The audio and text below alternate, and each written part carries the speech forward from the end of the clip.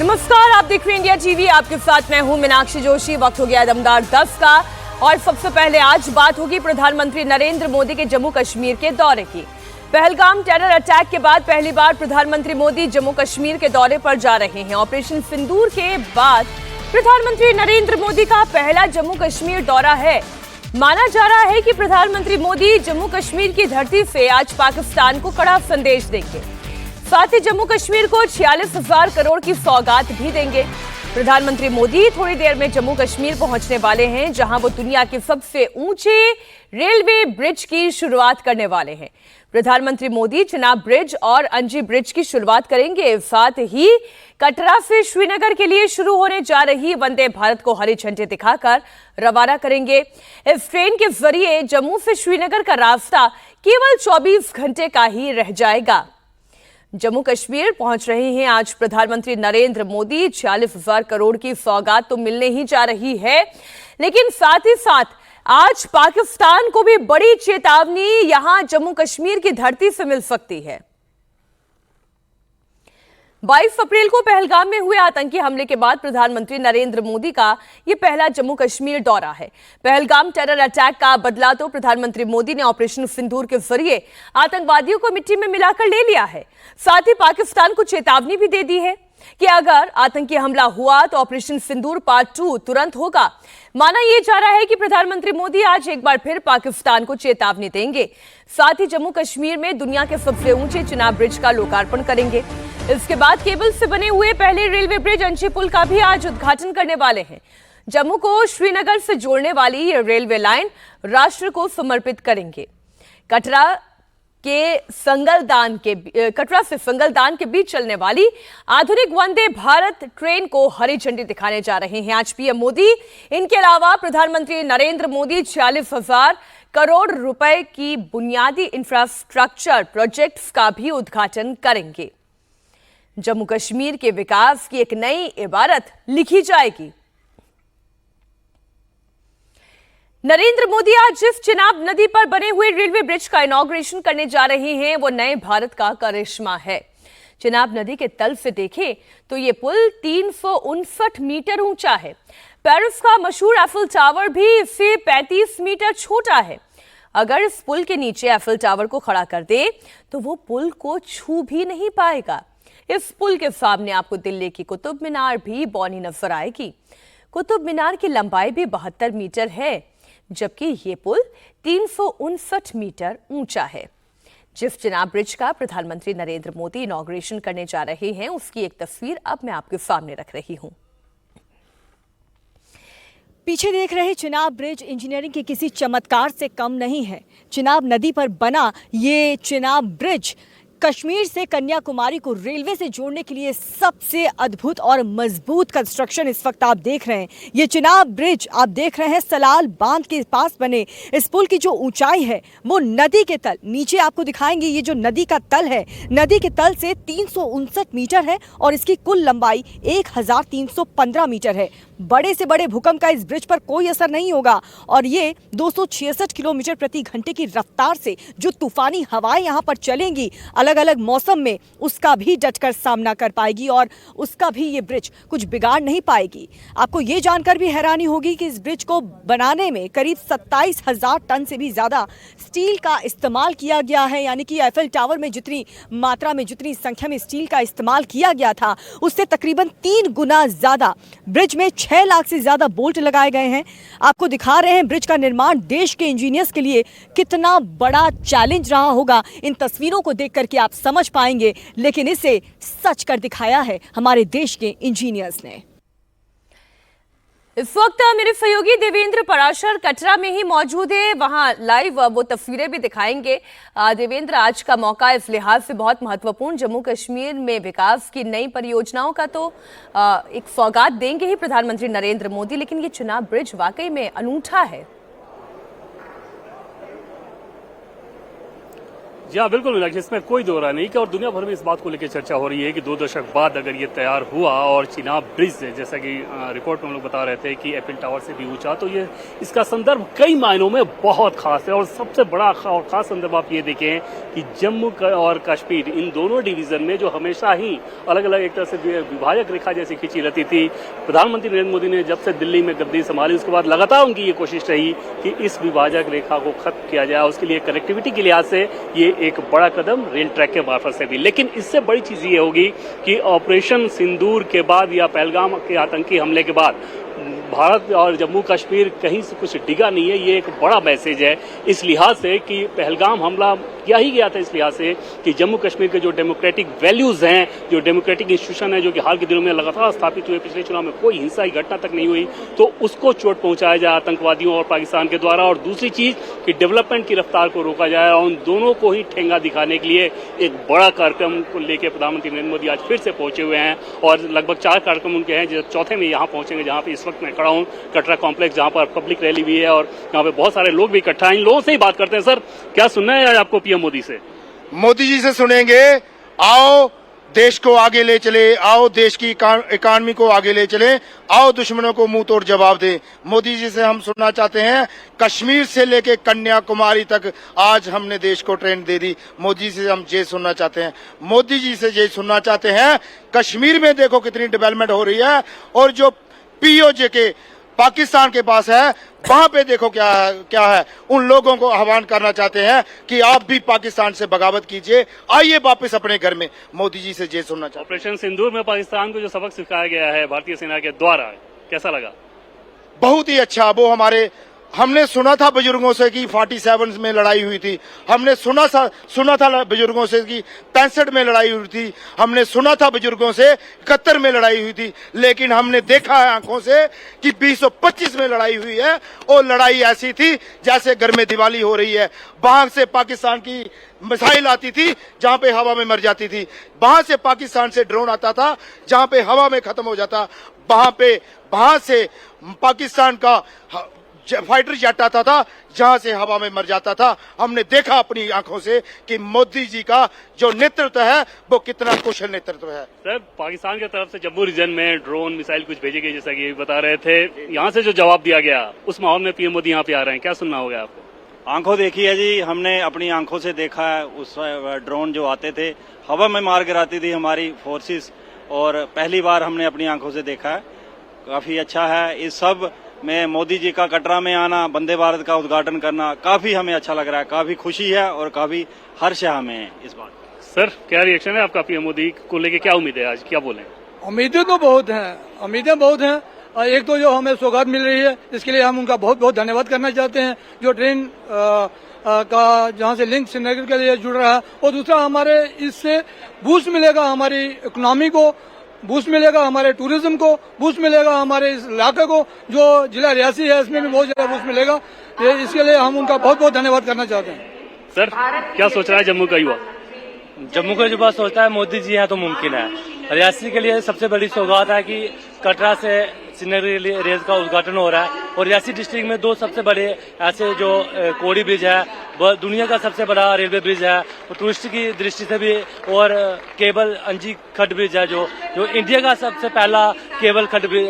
बहुत सारा इलाका था जहाँ के लोग ट्रेन पे चढ़े नहीं थे, ट्रेन को वीडियो में ही देखा था। अब वो खुशी हो रही है कि अपने घर भी स्टेशन पर। बिल्कुल पहाड़ी क्षेत्र है जो रियासी, आप देखा भी होगा कि ये सारा पहाड़ी क्षेत्र है। तो कभी जिंदगी में किसी ने सोचा नहीं था कि इन पहाड़ों पे भी रेल चलेगी। मोदी जी हैं तो मुमकिन है। आज ये बड़ी बात है देवेंद्र, आपके साथ जो लोग जुड़े हुए हैं कह रहे हैं किसी भी जगह के विकास का सबसे बड़ा पैमाना ही ये होता है कि क्या वहां पर रोड कनेक्टिविटी अच्छी है, क्या रेल कनेक्टिविटी है, क्या एयर कनेक्टिविटी है। तो जम्मू कश्मीर में इस ब्रिज का बन जाना वाकई में बेहद विशेष हो जाता है। लेकिन एक जो वो आतंकवादियों को लेकर आपने एक प्रश्न पूछा था, ये प्रश्न लेकर आपके पास आती हूँ।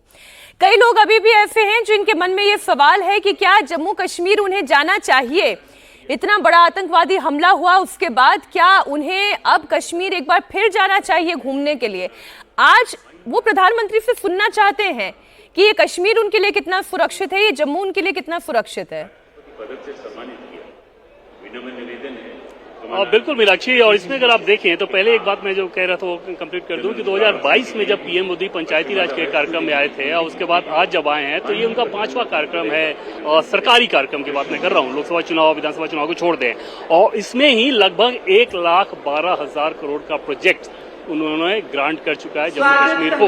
आज जिसमें 46,000 करोड़ रुपए है, इससे पहले 66,000 करोड़ रुपए का ऑलरेडी हो चुका है। तो इसे समझा जा सकता है कि डेवलपमेंट की रफ्तार कैसी है। दूसरी चीज जो आपने पूछा वो बहुत महत्वपूर्ण है कि ये संदेह अपने आप में आना कि क्या हमें जम्मू कश्मीर जाना चाहिए पहलगाम हमले के बाद, ये आतंकवादियों के मंसूबे को कामयाब करता नजर आएगा, लेकिन जम्मू कश्मीर ने उसको एकदम से नकार दिया है, सिरे से नकार दिया है, और देश के दूसरे हिस्से के लोग भी उसको सिरे से नकार रहे हैं। कल वैष्णो देवी की अगर बात कर लें तो तकरीबन 25,000 के आसपास यहाँ पर श्रद्धालु आए थे, जो कि पहलगाम हमले के बाद 1200 से 1400 पे आ गए थे। तो लोग तो तैयार नजर आ रहे हैं कि जम्मू कश्मीर देश के साथ, देश के पूरे डेवलपमेंट के रफ्तार में जिस तरह से जम्मू कश्मीर कदम ताल कर रहा है वो भी करें। जी बिल्कुल, आप बने रहे हमारे साथ। Chenab bridge Udhampur Srinagar Baramulla railway link project का हिस्सा है। चिनाब ब्रिज और अंजी ब्रिज इंजीनियरिंग चमत्कार माना जा रहा है।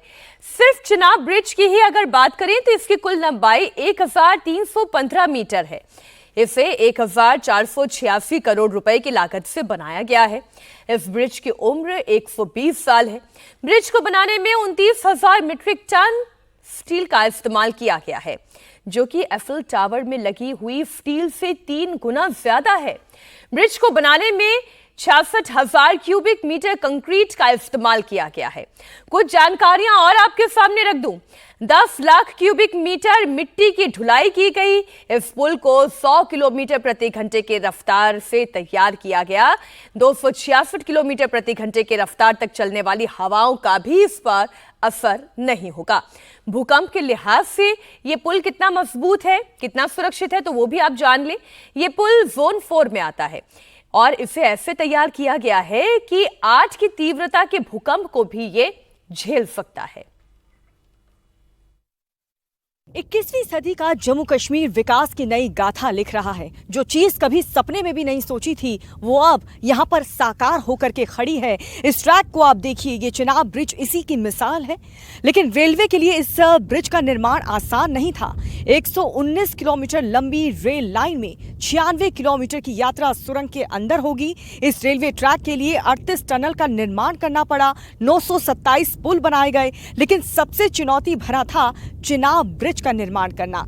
इस पर जहां पर हम मौजूद हैं वहां पर अभी फिलहाल हम आपको इस कार्य के बारे में, काम के बारे में दिखाने के लिए यहां पर आ गए हैं। लेकिन इसके बाद 19 अप्रैल के बाद जब इसे शुरुआत हो जाएगी, इसे इस्तेमाल के लिए तैयार हो जाएगा, उसके बाद यहाँ पर कोई भी परिंदा भी पर नहीं मार सकता, कोई भी बाहरी शख्स यहाँ पर नहीं आ सकता। सुरक्षा के इतने कड़े बंदोबस्त किए गए हैं कि इस रेलवे ट्रैक के इर्द गिर्द भी कोई नहीं आ सकता। और आप देख सकते हैं ये रेलवे ट्रैक जिस तरीके से बनाया गया है, जितनी मजबूती के साथ ये बनाया गया है, सबसे बड़ा चैलेंजिंग था इस चिनाब ब्रिज को बनाना। ब्रिज के लिए कैसे पिलर्स लगाना पड़ा, आर्क का निर्माण करना पड़ा, ये तमाम जो चुनौती हैं उनका सामना करने के बाद आज ये रेलवे ट्रैक तैयार हो चुका है, जहां पर देश की सबसे तेज ट्रेन वंदे भारत ट्रेन दौड़ेगी।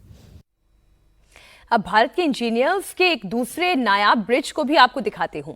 यह है अंजी ब्रिज, इसी रेलवे ट्रैक पर बना है। यह ब्रिज रियासी को कटरा से जोड़ता है। इसे एक सपोर्ट टावर पर 96 केबल से बनाया गया है।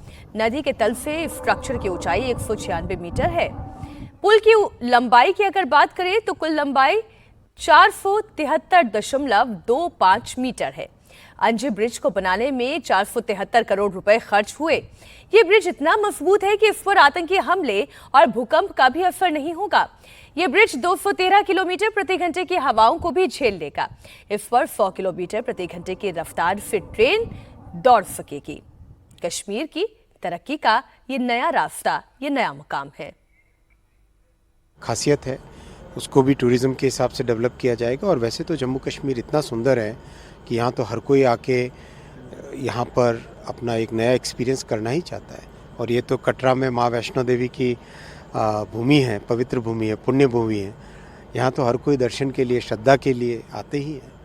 जो टनल्स हैं, हिमालय यंग माउंटेन है और यंग माउंटेन में टनल्स बनाना मुश्किल होता है। जो बहुत ही स्ट्रेटिफाइड, जहाँ पे रॉक सॉलिड होता है, वहाँ पे टनल बनाना आसान होता है।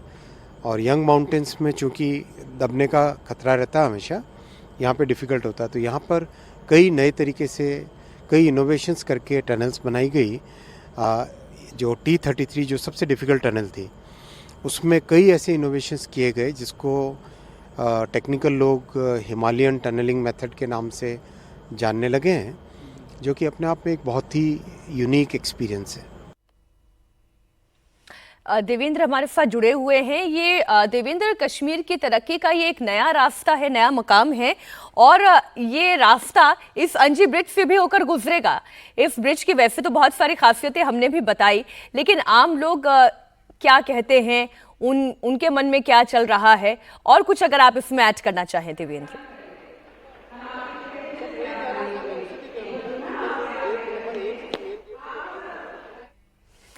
अब ये तस्वीर इस वक्त मैं आपके सामने रख रही हूं, और खुद ही आप इस स्ट्रक्चर को देखिए।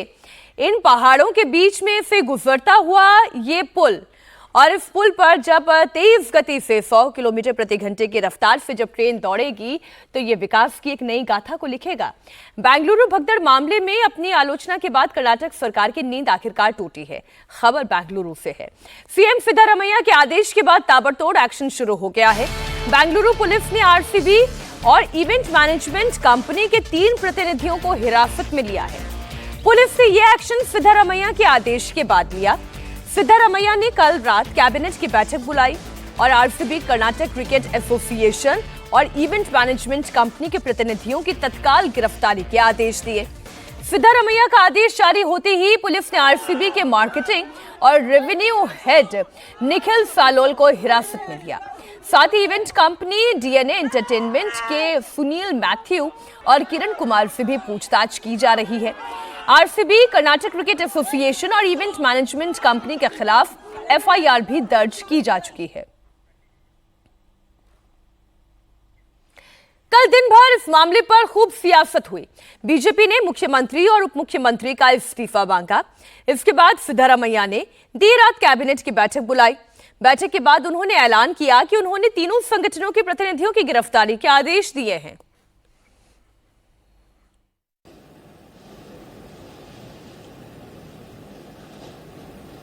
DGP of the state and DGP and IGP of the state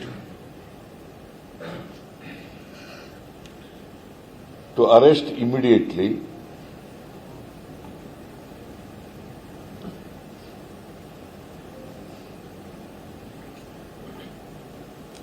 the RCB representative,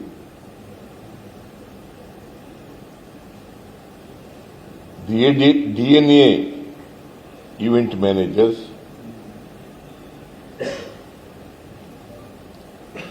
and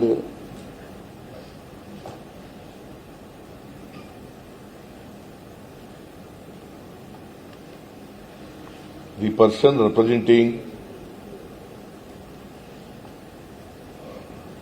KSCA, Karnataka State Cricket Association. Siddaramaiah ने केवल आरसीबी, क्रिकेट एसोसिएशन और इवेंट कंपनी पर ही एक्शन नहीं लिया है, उन्होंने पुलिस पर भी कार्रवाई की बात कही है और बड़ी कार्रवाई की भी है।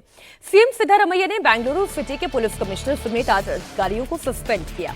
साथ ही रिटायर्ड जज से हादसे की हाई लेवल जांच कराने का फैसला भी लिया गया। इस न्यायिक आयोग को 1 महीने के अंदर अपनी रिपोर्ट सौंपने के लिए कहा गया है। कर्नाटक सरकार ने पूरे मामले की सीआईडी जांच के भी आदेश दे दिए हैं। आरसीबी के आईपीएल चैंपियन बनने के बाद बेंगलुरु में हुए जश्न के दौरान भगदड़ मची थी। इसमें 11 क्रिकेट फैंस की मौत हो गई, जबकि 33 लोग घायल हुए हैं। इस पर हो रही जबरदस्त सियासत के बीच कर्नाटक के मुख्यमंत्री ने यह ऐलान किया है। बेंगलुरु पुलिस पर एक्शन हो चुका है। बेंगलुरु सिटी के कमिश्नर सस्पेंड किए जा चुके हैं, लेकिन अब यह सामने आ रहा है कि बेंगलुरु पुलिस बुधवार को जश्न के लिए तैयार ही नहीं थी। पुलिस ने आरसीबी से तैयारियों के लिए 2 दिन का वक्त मांगा था। इसके बाद आरसीबी प्रबंधन ने डिप्टी सीएम से संपर्क किया। डिप्टी सीएम के दखल के बाद पुलिस ने आईपीएल चैंपियंस के स्वागत की इजाजत दे दी। बीजेपी सीधे सीएम और डिप्टी सीएम को इस हादसे के लिए जिम्मेदार ठहरा रही है।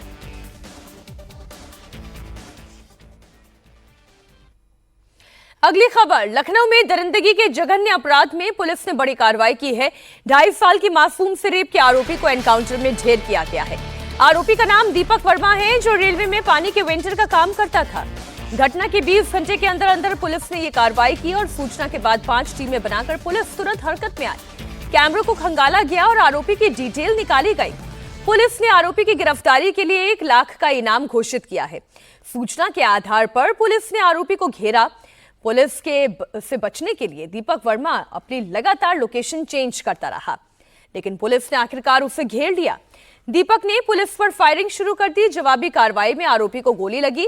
पुलिस तुरंत उसे लेकर अस्पताल पहुंची, जहां डॉक्टर्स ने उसे मृत घोषित कर दिया। बुधवार देर रात लखनऊ यानी कि तहजीब के शहर से शर्मसार करने वाली खबर सामने आई। पता लगा पुलिस को पीसीआर के जरिए कि एक 28 साल की बच्ची के साथ अमानवीय कृत्य किया गया है, उसके साथ जहनीत की गई है, रेप की वारदात को अंजाम दिया गया है। पुलिस को पता लगता है कि आलमबाग मेट्रो स्टेशन के नीचे जो बच्ची अपने माता पिता के साथ सो रही थी, उसको कोई आदमी जबरन उठाता है, उसका अपहरण करता है और दूर ले जाकर के उसके साथ बलात्कार की घटना को अंजाम देता है और उसके बाद झाड़ियों में बच्ची को फेंक करके फरार हो जाता है। मामले की जांच शुरू होती है तो पता यह लगता है पुलिस को कि जो आरोपी है वो एसीपी कैंट के ऑफिस के पास से भाग करके दूसरी जगह जा रहा है अपने आप को छुपने के लिए। और उसके बाद पुलिस जब घेराबंदी करती है तो आरोपी दीपक वर्मा यहीं इसी इलाके से भागने की कोशिश करता है, पुलिस के ऊपर गोली चलाता है और उस दौरान वो उसी स्कूटी का इस्तेमाल कर रहा होता है जिस दौरान उसने इस घटना को अंजाम दिया था। इसी इलाके में पुलिस के ऊपर जब वो गोली चलाता है अवैध तमंचे से, उसके बाद पुलिस रिटेलिएट करती है, जवाबी फायरिंग करती है और उसके बाद आरोपी दीपक वर्मा को गोली लगती है और उसके बाद उसको नजदीक के लोक बंधु अस्पताल में भर्ती कराया जाता है, जहां इलाज के दौरान आरोपी की मौत हो जाती है।